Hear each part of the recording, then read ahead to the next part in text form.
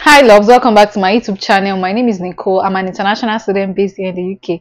If this is your first time stopping here, welcome to my channel. I hope you love this place. Please get familiar with my page, check my other videos after watching it, and trust me, you'll love my content. And if you're a returning subscriber, thank you for always coming back. I film about faith, I film about relocation, and I film about my lifestyle here in the UK. So guys, this is the second part of the last video I posted about the Q&A. I asked you guys to ask me question, and some of you reached out to me, and then I made a first part of the video, but because I didn't want the video to be too long, I had to break it so that you don't get bored of watching just a particular video. So this is the second part of the video, and I hope you enjoyed. So let's jump right into the video. So the next question I have is, how safe is it for international students to study in the UK? Like, how safe? Very safe the moment you are here. Okay, would I say very safe? Would I say very safe? Like, it is safe when you come to the UK. Your life is, the Lord secures and protects us, but the truth is, it's safe. Like, this is a developed country where things are being tracked and monitored, but trust me, some bad things still happen here, but it's still safe compared to my home country where I'm coming from. So as an international student, after God that saves us, I think the government tries their best, but it is safe for you as an international student if you come to the UK to study. What is the process of extending my student visa in the UK? So the process of extending your student visa in the UK, I think, is that not, I'm not sure, but I feel this answer is applying for a post-study visa. That's how to extend your student visa. Or another way of extending student visa is if you, probably you did not finish a module or a particular course and you want to extend your visa by 3 months. So I don't really know what the person means, if the person is talking about extending visa as in 3 months extension or through the post-study visa. But either way, you can extend your visa, by paying additional fees for 3 months or by paying for your post-study. That's how you can extend your visa too. So another question is, are there any age restrictions for studying in the UK? My dear, there are no age restrictions for studying in the UK, especially for your masters. The truth is, a lot of people come to the UK to study. I've met people that they are 50 years and they are in the UK for their master's program. So there is no age restriction that if you are not 25, you cannot get admitted or you cannot come to the UK. It is for everybody. Even if you are 70 years, in as much as your brain is still available to learn something, the UK will accept you, I hope, and then you can have your master's degree done. How can I find a part-time job related to my field of study in the UK? How can you find a part-time job related to your field of study? So this is how it works. Your experience. If you're a student and you are coming into the UK, the truth is you may not find the job that has to do with your experience yet as a student, because you can only work 20 hours and the job students do are survival jobs. But after your study, you could apply for the post-study and start to look for jobs in line with your study. If you are probably, if you study tech and you are doing care job, my dear, you have to look for jobs that are related to tech after your post-study, during your post-study, and start working. So it's always good if you have experience in your field so that you can easily find jobs. Somebody who has like 20 years, 15 years experience in their field can easily get a job compared to someone who has zero experience in their field. Also, another way to find a part-time job related to your field, especially if you're in the medical line, you consider starting with a care job, being a carer, and then probably looking into getting into the NHS system. So it depends on your field, depends on what you are doing. But like someone who is in the medical line, you could consider going into care just to up the ladder and get to the particular stage where you are. Also, if you are into tech, you could get jobs that are related to that, and it depends on whatever you are doing. Like for myself, I study language. You could consider getting communication jobs, customer care representative job. It depends. Whatever you want, you just apply for it, and with time you get whatever you want if you have the required experience needed for the job. So another question is, what is the process of applying for permanent residency in the UK after completing my studies? My dear, getting a permanent residence in the UK can take a while. It can take a while. This is how it works. If you want to get a permanent residence in the UK as a student, after your students, you could apply for 2 years post-study, or better still, while you finish, after your studies, you could get a tier 2 visa. Tier 2 visa is the work visa, which will be given, you could get a 5 years work visa, and when you work with a particular employer for 5 years, after the 5th year, you can apply for an indefinite leave to remain. And then after the indefinite leave to remain, I think you can then get your permanent residence. So it could take a while, that's the truth. But if you are working in another sector that is not care or tech, I think it could take like 10 years for you to get your permanent residence. Permanent residence in the UK is not very easy compared to that of Canada. It's not the easiest thing to do.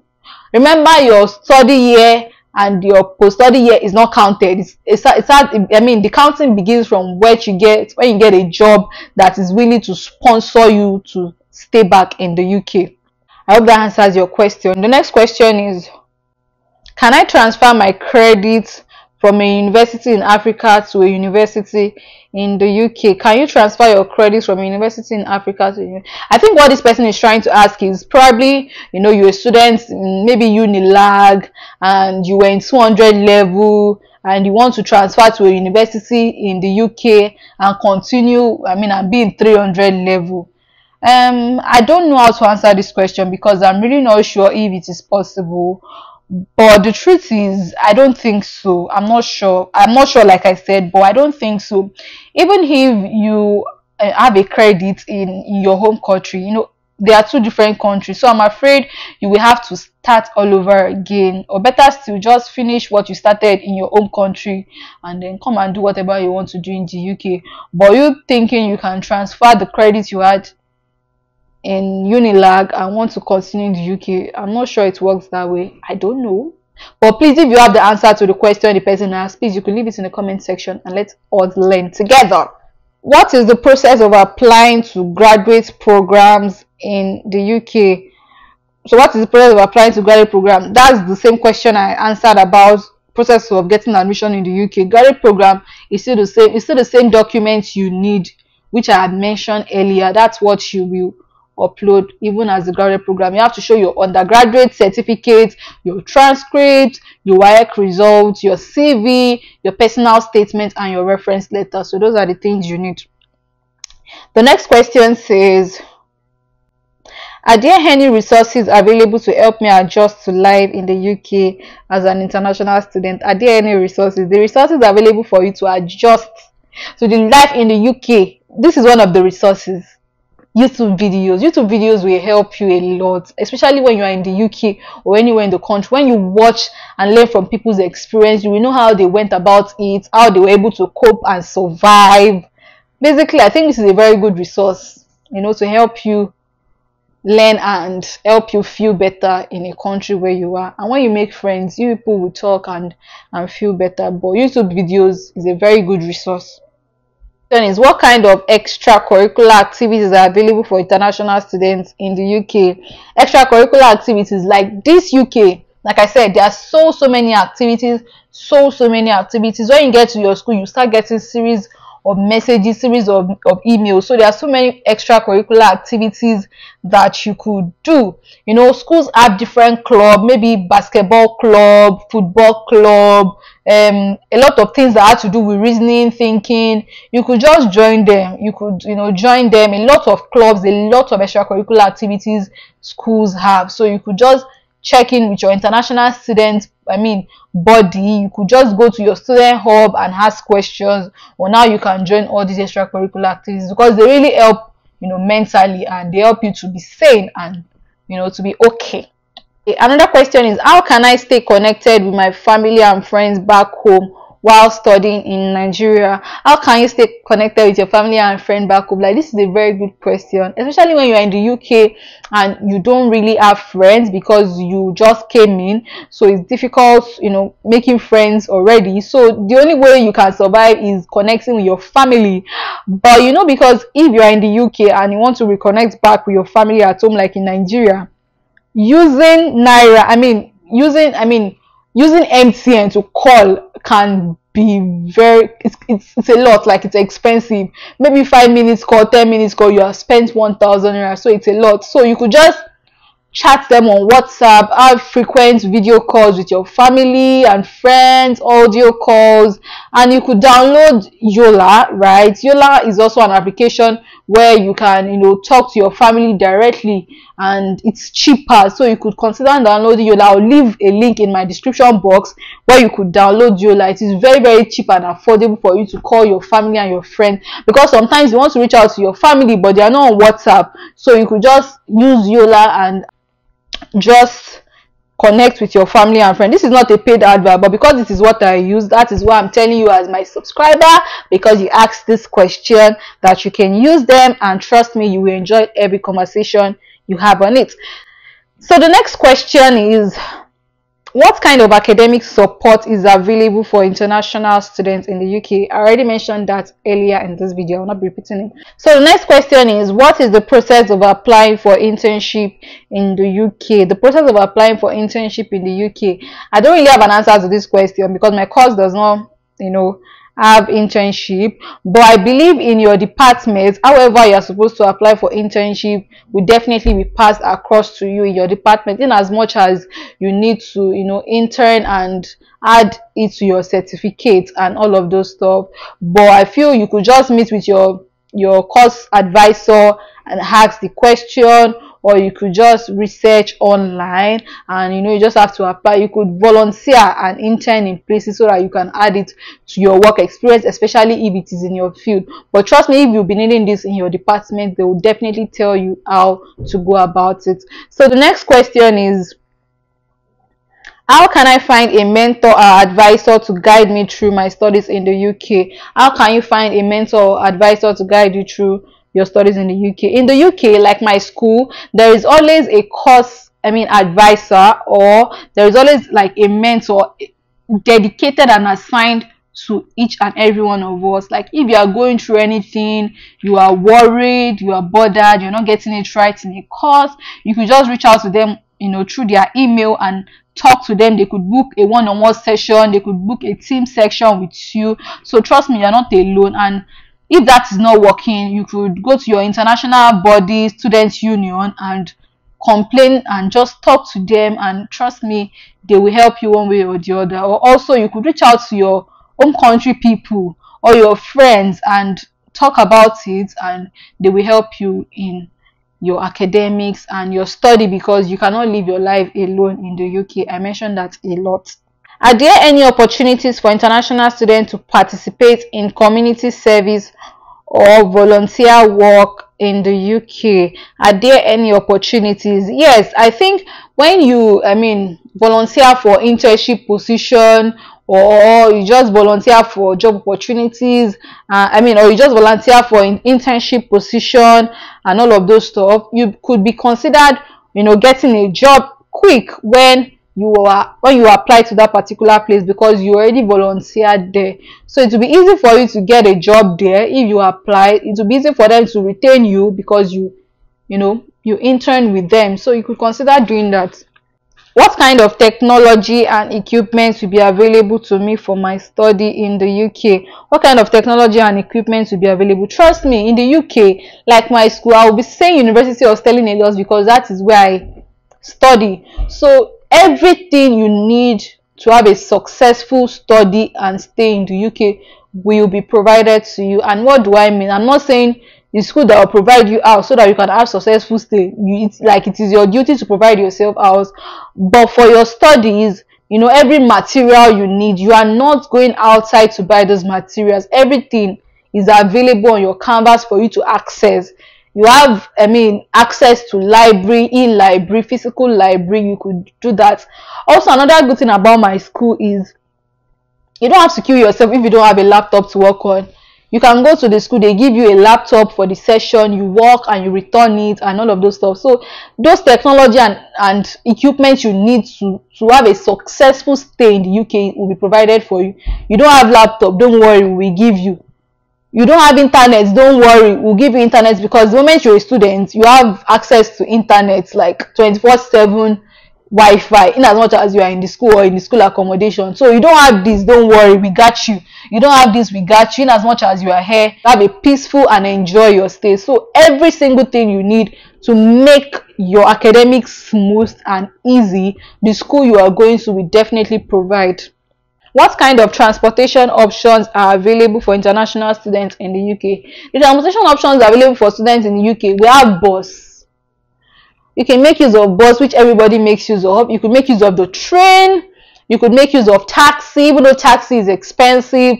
I will not advise you as an international student coming into the UK on a budget to make use of taxi every time, but trust me, you make use of it once in a while. You could make use of bicycles. Schools have bicycle. You could rent, like my school, they have bicycles. Like you could rent bicycles. And as an international student also, if you have the money, you could get yourself a vehicle. You could get yourself a car when you get to the UK and after you settled in. So that's five transportation system I just mentioned that you could consider making use of when you get to the UK. Another question is, what kind of food options are available for international students in the UK? What kind of food option? Like everything you need, food option. But trust me, you'll be getting more of these people's food at the grocery store because it's their country, and you could actually try to make something out of it if you are working on a budget. Also, if you are coming from Africa, there is African store where you could purchase your African foods. But trust me, you're going to be spending a lot of money, but you could consider doing that if you do not like the food they sell here. But I would advise you can always, try and mix something together just to get something good out of it. Even if it is their food, make something good out of it. Add pepper if it's pepper you want. Just cook and go, because their food are actually cheaper than African foods here. So you could as well consider getting your foods from African store or going to any store and exploring. It doesn't necessarily have to be African store. You could go to Asian store, you could get things, you could just eat different country food and you will be okay. But trust me, anything you want to get is there. Don't say you're coming from Nigeria, you will not bring yam. Your yam will now weigh 3 kg when you can easily get yam here in the UK. Or you're coming from Nigeria, you will not bring what's it called, salt. Salt is heavy. Don't bring salt. You can get salt here. Everybody has salt. So things like that, you can easily get them here in the UK. So the next question says, what is the weather like in the UK and how can I prepare for it? This is a very good question. The weather in the UK is not bad, if I say so myself, but trust me, if you're coming from Nigeria, from a place like Nigeria, coming in first, it can feel like you want to die, like you want like you're going to die. But trust me, something that you can always walk around and you'll be fine. Coming from a place like Nigeria where we experience 29 degree, 23 degree, 27 degree, and then you come into a place where it is 5 degree, like the difference is clear. But trust me, when you get here at first, it will feel really bad, like as if you cannot cope. But with time, 3, 4, 5 months, you get used to it, and try as much as possible to get jackets that will keep you warm, thick jackets. There are people that say, oh, don't buy jackets from Lagos, they are all fake. When you get to the UK, you find them better. My dear, don't say because they said that you not buy jacket. It is a lie. There are some jackets I still wear here in the UK. I got them from Nigeria and they are very thick. Fine, you will get thick jackets here in the UK, but don't say because they said jackets in Lagos is bad or your village or somewhere is bad, you will not buy anything. Buy the jacket and it will help you to settle in the UK when you get to the UK. So you have to buy jackets, buy hand gloves, buy thick leggings or anything, but don't spend so much on buying clothes when you're coming into the UK because you will easily get them here. But at first it will be difficult, especially when you haven't gotten a job. But with time, you find, you work and you'll be able to get yourself clothes that you really need. So I hope that answers your question. So to the last question, last but not the least question says, what kind of sport and fitness facilities are available for international students in the UK? My dear, the kind of sports facilities here in the UK, like almost everywhere you find gym. Almost everywhere you look here, you see gym. You look here, you see gym. There's, sport and fitness facility. And trust me, the equipment there, they are really good. As a student, always tell them you're a student so that you can get a student discount on whatever thing you are doing. So as a student, you always get a discount. I mean, you could find gym where you'll be paying £10 per month.